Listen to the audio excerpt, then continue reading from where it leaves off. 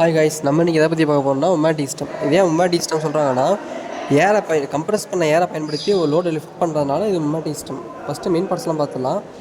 Air filter அவங்க என்ன பண்ணுவாங்கன்னா ஏரில் இருக்க டஸ்ட்டை ரிமூவ் பண்ணுவாங்க. நெக்ஸ்ட்டு கம்ப்ரஸர் அவங்க அட்மாஸ்பியர் ஏரை ஹை ப்ரெஷரில் டிஸ்சார்ஜ் பண்ணுவாங்க, கம்ப்ரஸ் பண்ணி கொடுப்பாங்க.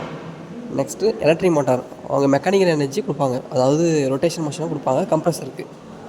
நெக்ஸ்ட்டு ஏர் கூலர் அவங்க என்ன பண்ணுவாங்கன்னா கம்ப்ரஸ் பண்ணல ஏரில் ஹீட் ஏதாச்சும் இருந்ததுன்னா அதை கூல் பண்ணுவாங்க. நெக்ஸ்ட்டு ரிசர்வாயர் அவங்க என்ன பண்ணுவாங்கன்னா கம்ப்ரஸ் பண்ண ஏரை ஸ்டோரேஜ் பண்ணி வச்சுப்பாங்க. Next FRL unit. இதே எஃப்ஆர்எல் யூனிட்னு சொல்கிறாங்கன்னா இதில் 3 காம்பனண்ட் இருக்குது. எஃப்னா ஃபில்டர், அதாவது கம்ப்ரஸ் பண்ண ஏரில் இருக்க டஸ்ட்டை ரிமூவ் பண்ணுவாங்க.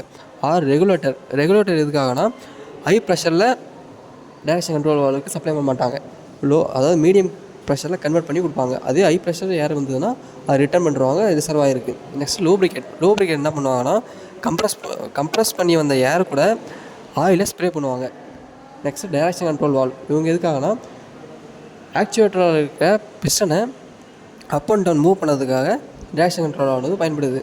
நெக்ஸ்ட் ஆக்சுவேட்டர் இதுக்கான ஒரு லோடை லிஃப்ட் பண்ணதுக்காக பயன்படுது. ஓகேங்களா, இப்போது நம்ம ஒர்க்கிங் போயிடலாம். அதாவது எலக்ட்ரிக் மோட்டாருக்கு எலக்ட்ரிக் கரண்ட் சப்ளை கொடுக்கணும், அதனால் மோட்டார் வந்து சுற்றுது, அதனால் கம்ப்ரஸரும் சுற்றுது.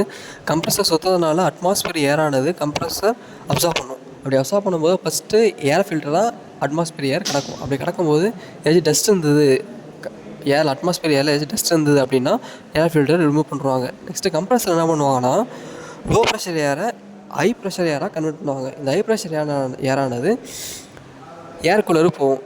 இப்போ ஹை ப்ரெஷராக கன்வெர்ட் பண்ணும்போது அந்த ஏரில் ஒரு ஹீட் எனர்ஜியானது இருக்கும், அந்த ஹீட்டை குறைக்கிறதுக்கு ஏர் கூலரானது பயன்படுது.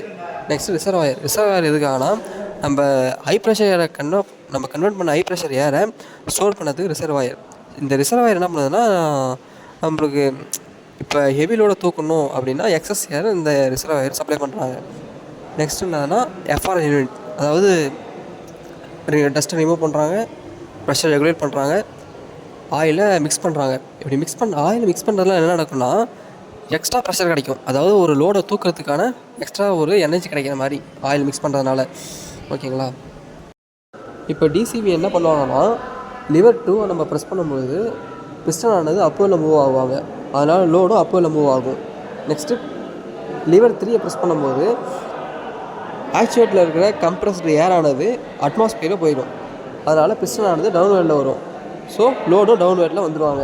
நெக்ஸ்ட்டு ஃபஸ்ட்டு லிவரை ப்ரெஸ் பண்ணும்போது நம்ம எந்த பொசிஷனில் லோடை நிறுத்தணும்னு நினைக்கிறோமோ அந்த பொசிஷனில் லோடை நிறுத்திடலாம். அவ்வளோதான் காய்ஸ், தேங்க்யூ ஃபார் வாட்சிங்.